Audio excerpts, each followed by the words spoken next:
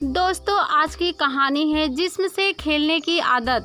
कहानी अगर पसंद आए तो वीडियो को लाइक और सब्सक्राइब जरूर करना।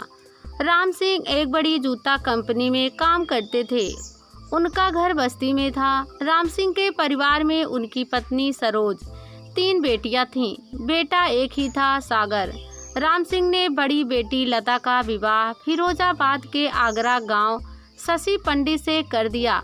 इकलौता बेटा सागर जूता फैक्ट्री में जूतों के लिए चमड़े की कटिंग का काम करता था। विवाह की उम्र हो गई तो राम सिंह ने सागर का विवाह कर दिया। विवाह के बाद उसके 2 बच्चे हुए। एक दिन सागर का बाइक से एक्सीडेंट हो गया, जिसमें उसकी दाईं आंख में चोट लगी, जिससे उसकी आंख खराब हो गई। उसे नकली आंख लगवानी पड़ी। अपने इकलौते बेटे सागर की ऐसी हालत देखकर राम सिंह भी बीमार पड़ गए। वह तनाव में रहने लगे। नतीजा यह निकला कि वह हाइपर टेंशन के मरीज हो गए और उन्हें घर में रहने को मजबूर होना पड़ा। दूसरी ओर सागर ठीक होकर काम पर जाने लगा, लेकिन बड़े परिवार में अकेले उसकी आय से क्या होता। घर के खर्च, किरण की पढ़ाई का खर्च, पिता की दवाई का खर्च अलग। ऐसे में वह धीरे धीरे खर्च में डूबने लगा। इसी बीच राम सिंह की मृत्यु हो गई। राम सिंह की मौत के बाद एक समय वह भी आया जब सागर को अपना घर बेचने की सोचनी पड़ी। सागर ने मकान बेचकर कर्जे चुकाए। 8 माह किराए पर रहने के बाद उसने अपने पहले मकान के पास ही मकान ले लिया। उस मकान में 2 ही कमरे थे। जगह की कमी की वजह से सागर ने देवनगर में किराए का एक और कमरा ले लिया। वहां वह अपनी पत्नी व बच्चों के साथ रहने लगा। सागर की मां सरोज घरों में झाड़ू पोछे का काम करके घर का खर्च चलाने लगी। सागर की बहन किरण ने जी जान से पढ़ाई की। बीए करने के बाद उसने बीएड भी कर लिया। अतुल नाम का एक व्यक्ति किरण की बड़ी बहन लता की ससुराल के पास रहता था। 35 वर्षीय अतुल न केवल शादीशुदा था, बल्कि उसके 3 बच्चे भी थे। बीएससी पास अतुल खुरापाती दिमाग का था। उसने फिरोजाबाद में फाइनेंस कंपनी खोली और लोगों को लालच देकर खूब लूटा। जब लोग उसे तलाशने लगे तो वह फिरोजाबाद के आगरा गांव भाग गया था। अतुल ने लता के पति शशि से कहा कि उसे कहीं नौकरी पर लगवा दे। शशि उसे अच्छी तरह जानता था कि वह किस तरह का इंसान है, फिर भी उसकी मदद की। शशि ने उसे आगरा के एक डॉक्टर के यहाँ नौकरी पर लगवा दिया। इसके बाद अतुल ने बदल बदल कर 2 से 3 जगह और नौकरी की। फिर वह थाना जगदीशपुर के खुशी नेत्रालय में कंपाउंडर का काम करने लगा। नेत्रालय में बने कमरे में ही वह रहता भी था। अतुल की तलाश में घर में घुस अतुल ने शशि पंडित की ससुराल यानी किरण के घर आना जाना शुरू कर दिया। वहाँ वह किरण से मिलने आता था। सांवले रंग की किरण आकर्षण नए नक्श वाली नवयुवती थी। सांचे में ढला उसका बदन किसी मूर्तिकार के हाथों का अद्भुत नमूना जान पड़ता था। 25 वर्षीय किरण पूरी तरह जवान हो गई थी। उसके ख्यालों में भी सपनों का राजकुमार आने लगा था। अकेले बिस्तर पर पड़ी वह उसके ख्यालों में ही खोई रहती थी। सोचते सोचते कभी हंसने लगती थी तो कभी लजा जाती थी। वह उम्र के उस पायदान पर खड़ी थी जहां ऐसा होना स्वाभाविक था। अतुल की नज़र किरण पर पड़ी तो वह उस पर आसक्त हो गया। किरण के प्रभाव के बारे में वह सब कुछ जान गया था। ऐसे में वह किरण को अपने प्रेम जाल में फंसाने के जतन करने लगा। यह सब जानते हुए भी कि वह विवाहित है और किरण अविवाहित। अतुल ने अपने विवाहित होने की बात किरण और उसके घरवालों को नहीं बताई थी। जब भी वह किरण के पास आता तो उसके आगे पीछे मरड़ाता रहता। उसकी यह हरकत किरण से छिपी ना रह सकी। किरण उसका विरोध नहीं कर सकी, क्योंकि कहीं ना कहीं अतुल भी उसे पसंद आ गया था। दोनों के दिलों में प्रेम की भावना जन्म ले रही थी। एक दिन किरण जब बाजार जाने के लिए बाहर निकली तो अतुल ने रास्ते में रोककर उसकी तरफ दोस्ती का हाथ बढ़ाया। किरण ने उसकी दोस्ती सहर्ष स्वीकार कर ली। दोनों की दोस्ती परवाना चढ़ने लगी। दोनों साथ घूमते और मटर गश्ती करते। इससे दोनों में हद से ज़्यादा अपनापन और घनिष्ठता आ गई। दोनों में से अगर कोई एक ना मिलता तो दूसरे को अच्छा नहीं लगता था। चेहरे से जैसे खुशी की रेखाएं ही मिट जाती थी। दोनों की आंखें एक दूसरे को एहसास कराने लगी कि वह एक दूसरे से प्यार करने लगे हैं। लेकिन इस एहसास के बावजूद दोनों यह दर्शाते थे जैसे उनको कुछ पता ही नहीं है। दोनों को एक दूसरे की बहुत चिंता रहती थी। अब ज़रूरत थी तो इस प्यार को शब्द में पिरोकर इजहार कर देने की।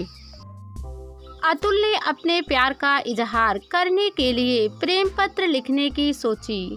वह किरण के सामने कहने से बचना चाह रहा था और मोबाइल पर प्रेम की बात कहने में मज़ा नहीं आता, इसलिए प्रेम पत्र में वह अपने जज्बातों को शब्दों में पिरोकर किरण तक पहुंचाना चाहता था। उसने बड़े आराम से एक प्रेम पत्र लिखा। जब वह किरण से मिला तो प्रेम पत्र चुपचाप उसके पर्स में रख दिया। किरण ने जब घर जाकर पर्स खोला तो उसे पत्र रखा दिखा। उसने पत्र पढ़ा। जैसे जैसे वह पत्र पढ़ती जा रही थी वैसे वैसे उसके दिल में भी प्यार का जोश हिलोरे मार रहा था। वह तो इसी इंतजार में थी कि अतुल कब उससे प्यार का इजहार करे। अतुल ने प्रेम का इजहार कर दिया था, लेकिन किरण यह सब उसके मुंह से सुनना चाहती थी, इसलिए उसने पत्र का जवाब नहीं दिया। जब पत्र का जवाब नहीं मिला तो अतुल बेचैन हो उठा। अगर किरण पत्र पढ़कर नाराज होती तो उससे संबंध खत्म कर लेती, लेकिन उसने ऐसा भी नहीं किया। एक दिन अतुल किरण की आंखों में आंखें डालकर बोला, किरण, मेरा दिल तुम्हारे पास है क्या? आश्चर्य में किरण के मुंह से यह शब्द निकला तो अतुल तुरंत बात बदलते हुए बोला, मेरा मतलब है कि मेरा दिल एक फिल्म देखने का है। फिल्म की मैटिंग शो की 2 टिकटें मेरे पास है। आज फिल्म देखने चलते हैं, चलोगी? क्यों नहीं चलूँगी, वैसे भी पहली बार फिल्म दिखाने के लिए ले जा रहे हो। किरण की बात सुनकर अतुल मुस्कुराया। फिर दोनों फिल्म देखने सिनेमा घर पहुंच गए। फिल्म शुरू हो गई, लेकिन अतुल का दिल फिल्म देखने के बजाय किरण से प्यार करने को मचल रहा था। कुछ नहीं सूझा तो उसने अपना हाथ किरण के हाथ पर रख दिया और उसके हाथ को धीरे धीरे सहलाने लगा। किरण ने सोचा कि शायद वह अंधेरे का फायदा उठाकर उससे प्यार का इजहार करना चाहता है, इसलिए वह फिल्म दिखाने लाया है। जब काफ़ी देर तक अतुल कुछ नहीं बोला तो किरण झुझला उठी। इंटरवल होते ही वह अतुल से बोली, अन्नू, चलो, अब मेरा मन फिल्म देखने का नहीं कर रहा है, कहीं और चलते हैं। अतुल को पहली बार किसी ने प्यार का नाम दिया था अन्नू। उसे किरण पर बहुत प्यार आ रहा था। इस पर अतुल उसके साथ तुरंत बाहर आ गया। थोड़ी देर बाद दोनों एक बाग में बैठे हुए थे। किरण का धैर्य जवाब दे गया था। वह अतुल से बोली, अन्नू, मुझे ना जाने क्यों लगता है कि कई दिनों से तुम मुझसे कुछ कहना चाहते हो, लेकिन संकोचवश कह नहीं पा रहे हो। किरण ने यह बात अतुल की आंखों में आंखें डालकर कही थी। इससे अतुल का हौसला बढ़ा तो वह बोला, किरण, मैंने कई बार तुम तक अपने दिल की बात पहुंचाई, लेकिन तुमने जवाब देना उचित ना समझा। यह भी तो हो सकता है कि मेरा मन उस बात को तुम्हारे मुंह से सुनना चाहता हो। यह सुनकर अतुल चौंका। उसे उम्मीद की एक किरण दिखी तो उसने उत्साहित होकर किरण का हाथ थाम लिया। किरण, मैं तुम्हें प्यार करने लगा हूँ, यही बात मैं तुमसे कहने की कोशिश कर रहा था, लेकिन तुम्हारी तरफ से कोई जवाब ना मिलने की वजह से मैं बेचैन था। अब मेरी मोहब्बत का आईना तुम्हारे हाथों में है, चाहो तो उसमें अपना शक्ल देखकर मेरी ज़िंदगी संवार दो या उसको चकनाचूर करके मेरी सांसों की डोर तोड़ दो। फैसला कर लो, तुम्हें क्या करना है। अतुल के प्रेम की गहराई देखकर किरण के चेहरे पर खुशी की लहर दौड़ गई। वह अपना दूसरा हाथ अतुल के हाथ पर रखती हुई बोली, अन्नू, मैं भी तुम्हें बहुत चाहती हूँ। मैं यह बात जान चुकी थी कि तुम भी मुझसे प्यार करते हो, लेकिन जुबां से प्यार का इजहार करने के बजाय तुम दूसरे तरीके अपना रहे थे। इसमें मेरी झुंझलाहट बढ़ती जा रही थी। यह कोई ज़रूरी नहीं कि प्यार का इजहार जुबां से किया जाए, वह किसी भी तरीके से किया जा सकता है। यह अलग बात है कि तुम्हारे दिल में जुबां से इजहार सुनने की चाहत छिपी थी, लेकिन तुम्हारे जवाब ना देने से मेरी कई रातें जागते हुए बीती। अतुल ने एक पल में अपने दिल की तड़प को बयां कर दिया। खैर, जो हुआ सो हुआ, अब आगे से कोई गलती नहीं होगी। किरण ने इतनी मासूमियत से कहा कि अतुल ने मुस्कुराते हुए उसे सीने से लगा लिया। सीने से लगाते ही किरण ने भी प्यार में डूबकर अपनी आंखों के पर्दे गिरा दिए। दोनों एक अजीब सा सुकून महसूस कर रहे थे। वहाँ कुछ देर और रुककर दोनों वापस लौट आए। इसके बाद तो दोनों के प्यार को मानो पंख ही लग गए। मिलने के लिए अतुल के पास वैसे ही जगह नहीं थी जिस नेत्रालय में वह रहता था। उसके अलावा उसका कोई ठिकाना नहीं था। एक दिन उसने नेत्रालय के उसी कमरे में जिसमें वह रहता था, उसने किरण के जिस्म से खेलने का अतुल मन बना लिया। वह दिन भी आ गया जब अतुल ने प्यार के पल्लों में किरण को बहका लिया और उसके जिस्म से अपने जिस्म का मेल करा दिया। दोनों के मन के साथ साथ तन भी मिल गए। किरण के तन को पाकर अतुल काफ़ी खुश था। इसके बाद तो यह मिलन बार बार दोहराए जाने लगा। अतुल ने खुशी नेत्रालय में किरण की भी नौकरी लगवा दी। अब हर समय किरण और अतुल एक दूसरे के साथ होते। उनकी मोहब्बत परवाना चढ़ती रही। एक वर्ष बीतते बीतते दोनों के संबंध की जानकारी किरण की माँ सरोज को हो गई। यह पता लगते ही उन्होंने किरण की नौकरी छुड़वा दी, लेकिन किरण फिर भी अतुल से मिलती रही। किरण तो सपने में भी नहीं सोच सकती थी कि अतुल उससे प्यार का नाटक कर रहा है। शादी का झांसा देकर वह उसके जिस्म से खेल रहा है। इस बीच किरण से विवाह के लिए कई रिश्ते आए, लेकिन उसने मना कर दिया।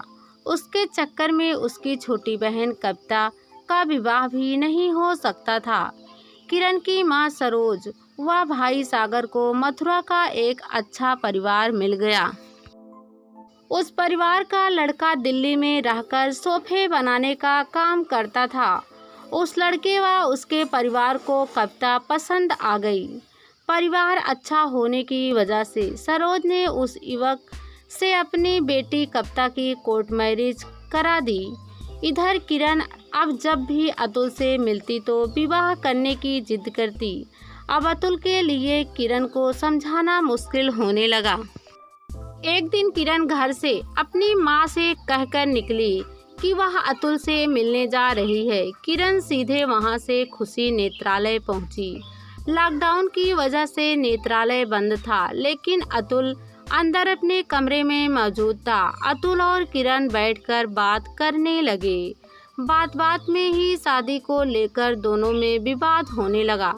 दोपहर को अतुल ने प्लास्टिक की रस्सी से किरण का गला घोंट दिया, जिससे किरण की मौत हो गई। अतुल ने किरण के पैरों को उसके दुपट्टे से बांध दिया। फिर नेत्रालय में रखे 1-2 फुट के कार्टन बॉक्स और सफ़ेद चादर को उठा लाया। कार्टन बॉक्स में आँखों के लेंस आते थे। उस बॉक्स में उसने किसी तरह किरण की लाश को ठूंसा और कार्टन बंद करके उसे उसी प्लास्टिक की रस्सी से बांध दिया जिससे उसने किरण का गला घोंटा था। इसके बाद कार्टन बॉक्स को सफ़ेद चादर से बांध कर रख दिया और रात होने का इंतजार करने लगा। वह 7.5 घंटे लाश को अपने कमरे में रखे रहा। रात को उसने बॉक्स को अपनी हीरो सुपर स्प्लेंडर बाइक पर रखा और नहर में ले जाकर उसे फेंक दिया। फिर वहां से चला आया, लेकिन उसका गुनाह छिप ना सका और पकड़ा गया। इंस्पेक्टर ने आवश्यक कानूनी लिखा पढ़ी करने के बाद अतुल कुमार को न्यायालय में पेश किया, जहां से उसे जेल भेज दिया गया।